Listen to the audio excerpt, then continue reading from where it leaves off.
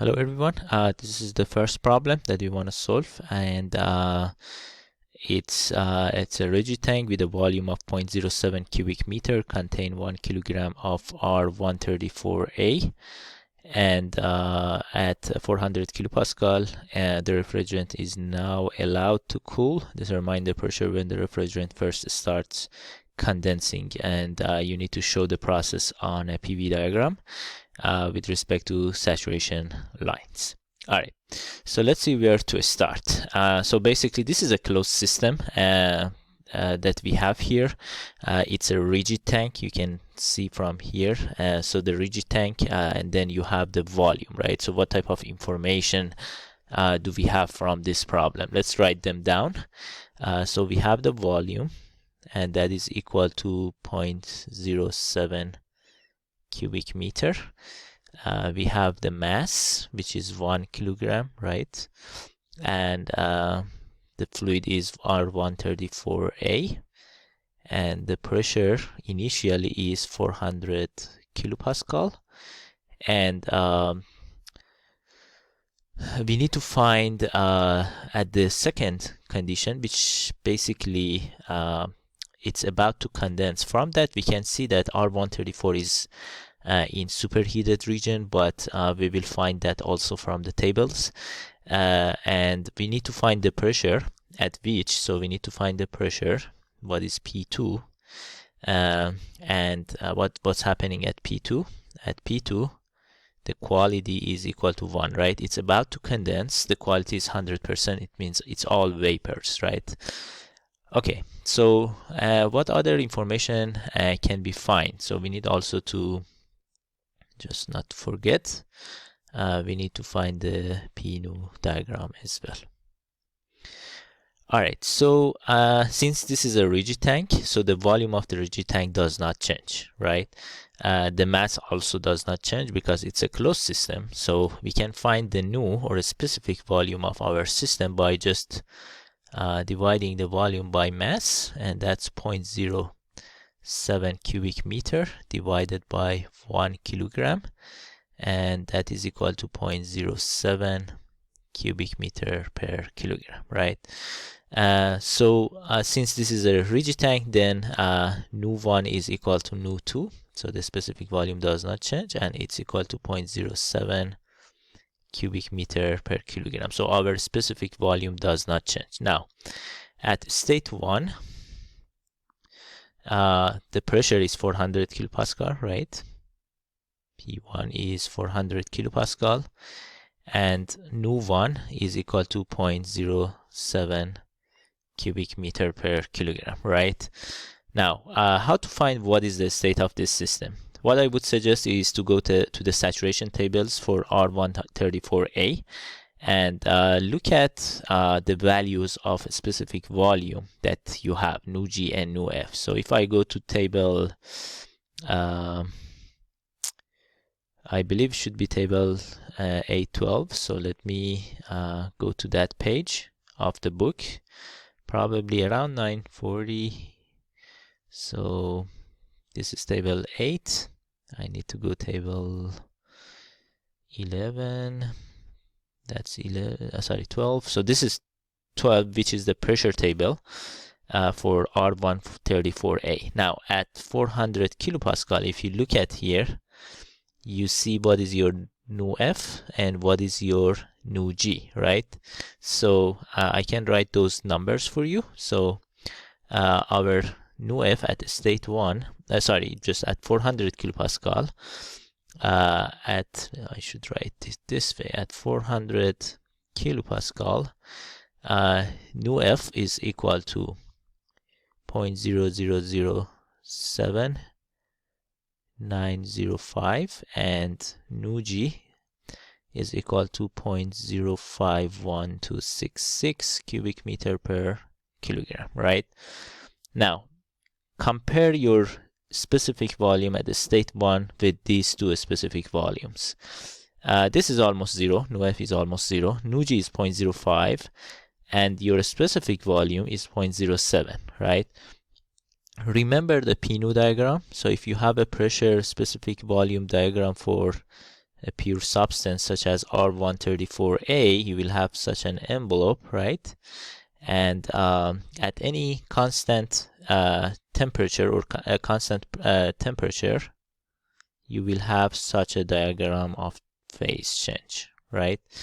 Now, in this inside the envelope was the two-phase region, right? We had the critical point, and this area was the compressed liquid. This area is the superheated vapor, right?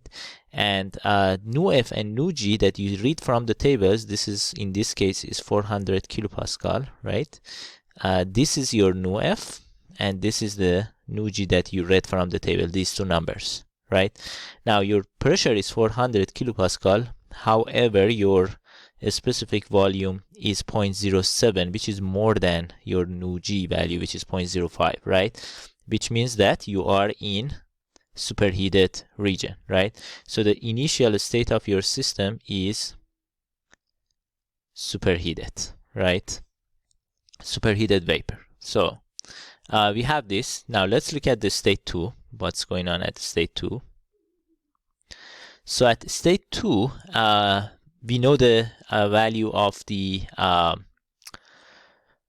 specific volume, right? So nu is equal to 0.07, and we know that our X, or quality, cubic meter per kilogram, quality is 1 as well, right?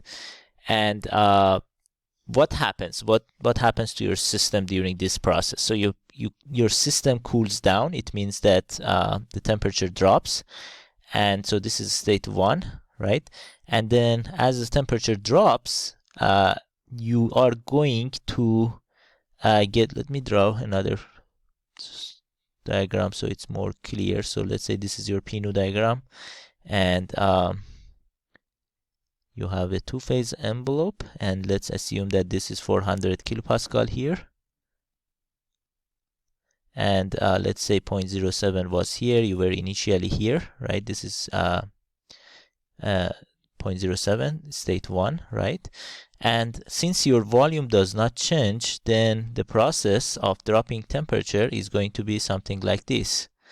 And this point, which is on the dew point line, is where your fluid is about to condense, right? So this is a state 2, and what we are looking for is the pressure at this state, right? This is P2, this is P1. Make sense? So your specific volume does not change. Your the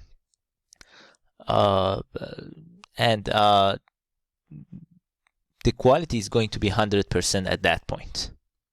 Does it make sense? All right. So what we need to do here is to check the table for the pressure at which we have a specific volume of 0.07. Look, your state 2 is exactly on dew point line, right?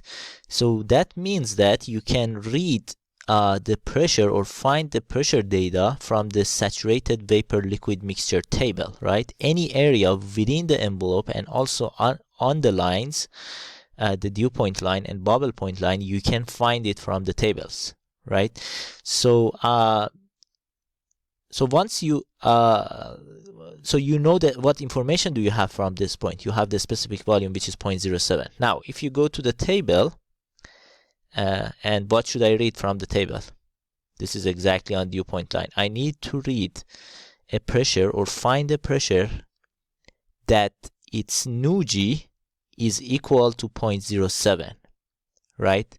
That means that if I go to the table 812 and look at the values of nu G on this table, I can see 0.072 here. The upper one is 0.08, the bottom one is 0.06, right? This pressure is 280, this pressure is 320 kilopascal. My specific volume is, however, 0.07 exactly, which is falling between these two pressures, right? So what should I do to find that is to interpolate. Okay, so in order to do the interpolation, pressure is equal to P1 you can use the interpolation equation, P2 minus P1 divided by nu2 minus nu1 multiplied by nu minus nu1. So remember how the interpolation was. The interpolation was such that you have 2 points, right? Let's say at 200, I don't know, you have a specific volume 1, a specific volume 2 from the table. You have P1 and then you have, let's say, P2, right? So you have these 2 points and your goal is to find your specific volume. In this case is 0.07, and you want to find what would be the value of the pressure between these two. And in order to do that, you do the linear interpolation. You want to find this, you have these 2 points, and you want to find the value of this pressure at the middle point, right?